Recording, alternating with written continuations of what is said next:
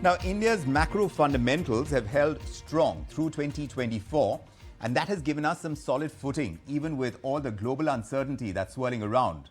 But what about 2025? Well, it's not without its own challenges. We've got tariff threats from the incoming Trump administration. The US dollar flexing is happening. That's currently underway, and it's pushed the rupee even lower. And let's not forget the big looming budget, which is just a month away now. So how is India going to navigate all these hurdles? And what solutions are on the horizon? To unpack this, I'm joined by the one and only Swaminathan Aiyar, consulting editor at ET Now, an economist whose views are widely tracked. But welcome to the show, Mr. Aiyar. It's always a pleasure having you. And let's just dive straight in. Now that we've started off 2025, what exactly, according to you, are shaping up all the cues? Because it's turning out to be quite the roller coaster already, especially with Trump back in the White House. There's already a buzz about tariffs and sweeping policy shifts. So what's your take on the Trump trade as we know it, and how do you think it's going to ripple through emerging markets like India? The real problem is that Mr. Trump seems to change his mind every few minutes. He says various different things at different times. So it's very difficult for anybody to know what is really on his mind or whether there is any consistency at all in the various proposals he does. So as of now, it seems to me that he's very serious about using tariffs against other people. There are some optimists who think that he's just, this is a bargaining position to get a few trade deals. I don't think so. I think he actually is a believer that tariffs are good for America. If that is the case, then we are going to be hit. Let's be clear, Mr. Trump called India a tariff king and pointed out that we had these very, very high tariffs on cycles. I think he meant motorcycles, which to him is like a running sore. I mean, we tried to reduce it, I think, from 70 to 45%, and he was outraged that it can be so high. So I think he's going to go for tariffs, and he's going to hit India also. I could be wrong. Maybe he does this as bargaining positions, and maybe his position softens later on. But I do believe that he is going to start a international trade wars. And if that happens, we will be affected not just by whatever Mr. Trump does, but the retaliations of the other people like the Europeans, Japanese, Koreans. I mean, there was likely to be a series of additional tariff and non-tariff barriers coming up. That will be bad for India. Moreover, if you create such uncertain conditions, in such uncertain conditions, people tend to run to the dollar. And that means people will pull money out of emerging markets like India. So, Mr. Aiyar, you believe that money is going to get pulled out of emerging markets like India. And of course, Mr. Aiyar, we have the much awaited union budget as well. So besides what Trump brings to the table, what do you think is going to be the big ticket items on the government's agenda this time? Perhaps the one thing that you think could simply be something the government cannot afford to miss? The coming budget, I suspect, will be one of continuity. The BJP theme for several budgets and even in the general election was one of continuity. Mr. Modi didn't promise lots of new things in the re-election. He was boasting about what they had done and how they would continue on that path. So what would we expect? Well, she had said that she will try to get the fiscal deficit down to 4.5% in the new year, 25-26. I imagine that's what it will be there.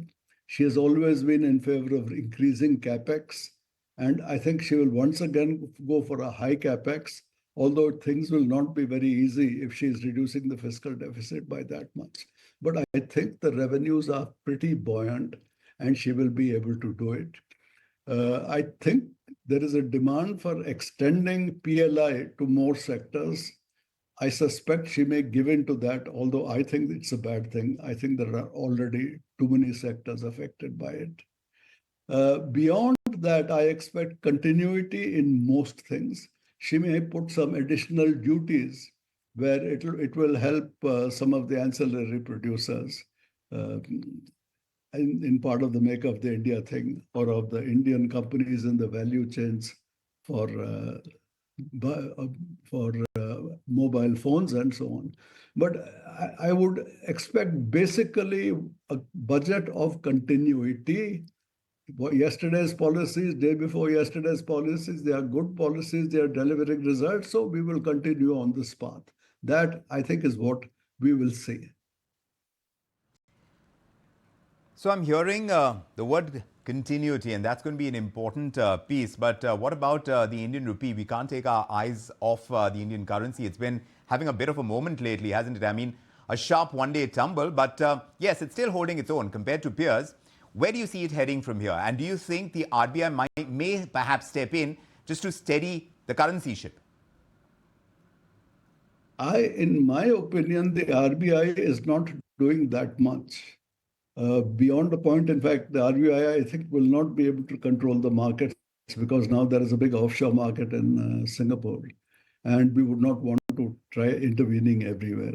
I think what's happening is that because we have such a strong services export sector, the exchange rate, instead of being set by the merchandise goods exports, is now beginning to be set by the services exports. And because our services exports are doing very well, that is why the rupee is strong compared with that of other Asian countries. That is why we have depreciated less against the dollar than all these other currencies. That, I think, is something which is likely to continue. So what's happening is that the rupee itself is tending to be strong, rather than because of our strong export performance, rather than the RBI intervention. So, yes, I understand. You're saying that the RBI is not intervening as much. But now looking at what it could do under the new boss, Mr. Aiyar, we've got a new captain at the helm, Sanjay Malhotra. The RBI has kept their interest rates steady. This has happened for nearly 2 years now.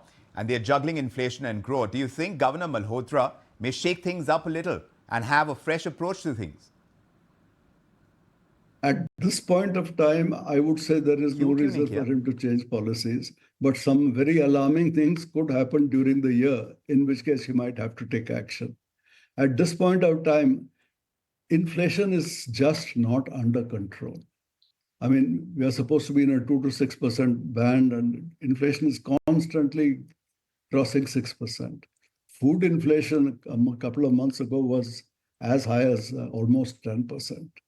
So in these conditions, I do not think the RBI governor will go for any cut in the interest rate, which I think the finance ministry might want.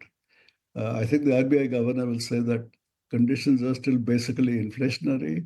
And in India, unlike other countries, food inflation tends to spill over into general inflation. Therefore, he can't look at inflation minus food. He has to look at the total. Going by that logic, I would not expect any cut in the interest rate, at least for a couple of quarters. Beyond that, we will have to see how the world develops, how India develops. Maybe things will get better, maybe inflation comes down. As of now, inflation remains a problem, so I do not expect any monetary stimulation of the economy. So inflation remains a moot problem area right now for the RBI. And if they're not going to take particular action, Mr. Aiyar, before we let you go, I want to ask you about growth. Let's talk GDP. Growth's been cooling off. Everyone's wondering, are we in for a rebound in the second half of FY25 or not?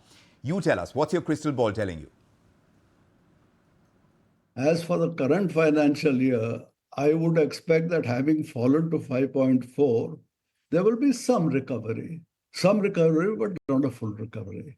You see, the GDP deflator was very artificially depressed in some ways last year, and there will be corresponding correction for that this year. So because of that, I think if you even it out, our total GDP rate might turn out to be about 6.5%. That's what I would expect for the current financial year. Going forward for the next year, I think it depends very much on global conditions. if the global conditions get into a serious problem like a trade war, it will affect everybody and it will affect us. On the other hand, if you have some nice news like a peace deal in Ukraine, that will certainly improve. Spirits will go up. Mr. Trump is expected to give a huge tax cut in his budget. If he does that, and if that stimulates the American economy, and if that stimulates exports to USA, that would be a good thing.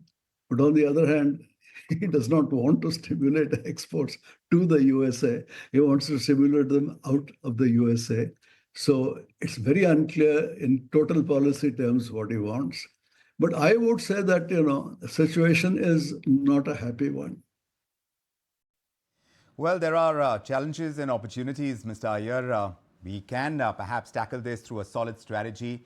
We have an eye on global shifts. India ready to tackle these challenges head on. But thank you for your insights. It's clear that the year ahead is going to be filled with hurdles. But like I said, opportunities as well. And the road ahead promises to anything but dull. And we'll keep our viewers on top of the game. Thank you, Mr. Aiyar. Now